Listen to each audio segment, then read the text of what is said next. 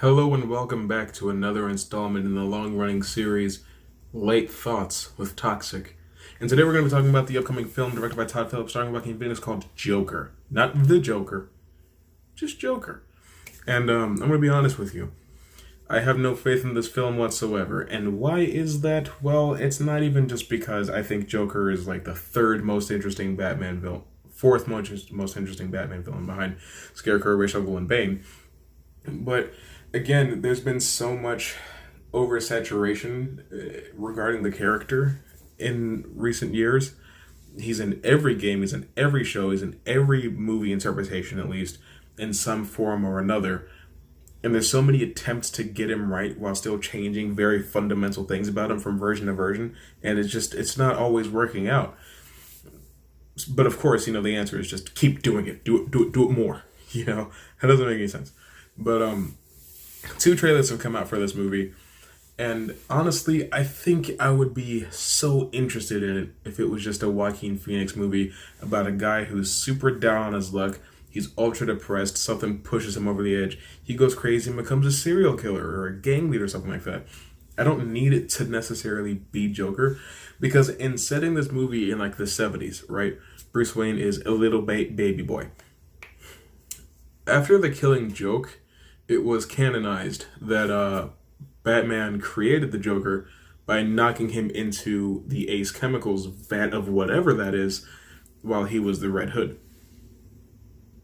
That can't happen if Batman doesn't exist. And I get it, right? It's supposed to be like, oh, it's not the Joker, it's Joker. This guy just puts on makeup and he does things.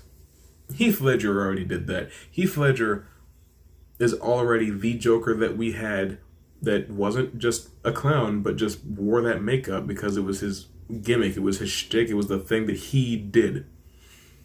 Joaquin Phoenix looks like he's just doing a cosplay of that, and I'm sorry to say that. That's just what it looks like. I'm not even a huge fan of the Heath Ledger interpretation of Joker, but never would I retread that or rehash that. I would never try to make you acclimate to a new version of a very similar Joker in that sort of nature. It's just pointless. It's easier if he's just proper Joker, But they don't want to go for that because it's supposed to be a super realistic, dark undertone film. And that's fine. But it doesn't have to be the Joker. This movie isn't based on a single comic book. There's nothing, they've said that this is not based on DC Comics. It's just licensing a character and a mythology and just making everything else up. And you can make up a new story. You can make up a reinterpretation of the character. That's fine. That's not what I'm here to say that they shouldn't be doing. I'm saying that in completely disregarding all the source material and winging it on the fly is kind of disrespectful. And maybe not so much disrespectful, it eliminates any hope I have of this being, maybe it's going to be a good movie, but this will not go down as one of the best CBMs of all time because it's not a comic book movie. It's just called Joker. I don't even know why. I have no clue why. And it's going to be R-rated, and apparently it's going to be screening in 35 millimeter. You really want to be Tarantino, don't you? That's not a bad thing. I want to be Tarantino. Tarantino has inspired a lot of the way that I write, a lot of the way that I aim to direct when I start doing that. And, it's just not the worst inspiration in the world to have, but it's like, at what point does your movie stop being an homage and a callback and a tribute and all these things that fit other genres of movies and actually become a comic book movie? Now, that being said, I don't need this movie to have a bunch of zany explosions and wacky cool characters like Guardians of the Galaxy. It can be grounded and fast-paced and psychologically interesting like Captain America the Winter Soldier. But it's like, I just feel like there's an important balance that has to be struck between not being afraid of being based on a comic book and still trying to tell your own story. I am not against telling your own story. That's the best way to do it. But you still have to acknowledge where you came from. Like, imagine if there was a Gandalf movie coming out, but the person that was directing it just said that nothing in this movie has anything to do with how he becomes Gandalf the Grey or Gandalf the White. He's never going to be... This version of Gandalf and that version of Gandalf don't matter to one another at all. They are completely separate, completely compartmentalized, incorporeal of one another. But still, this version of Gandalf, you really need to be interested in. No, he's not going to have a big staff, and no, he's not going to do magic. No, he's not going to walk around with a bunch of hobbits or elves or dwarves or any of that. But he's Gandalf. He's Gandalf. You know, it's just not...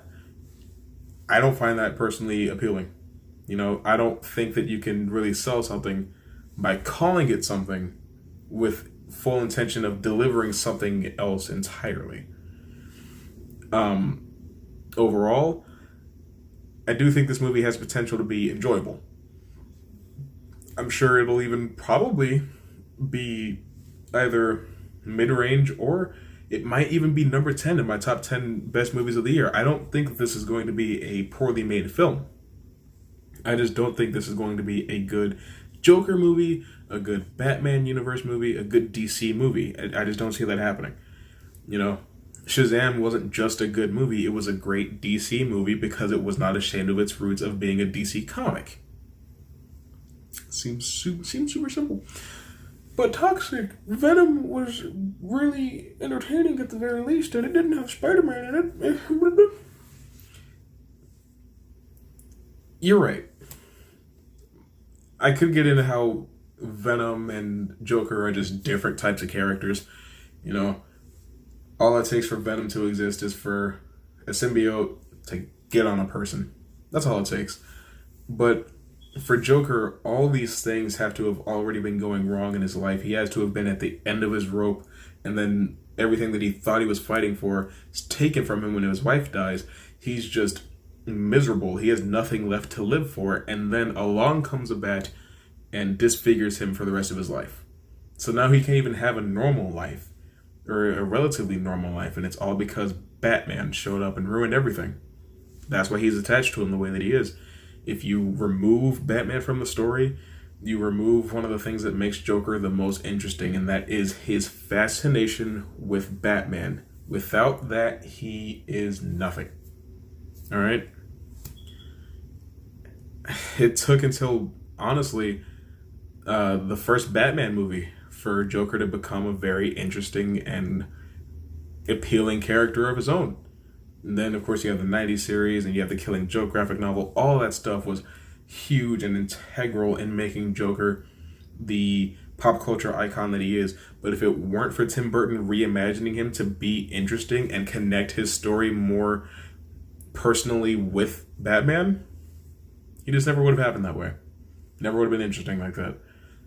And I think this movie is forgetting that. So thanks for listening to me rant and ramble for nearly 10 minutes.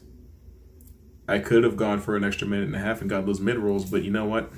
I'm not scummy. I'm going to go ahead and end this video. Tell me in the comments what you think of Joker. If you think it's going to be great, if you think it's going to be horrible, or if you think it's going to be somewhere in between. And I'll see you very, very soon.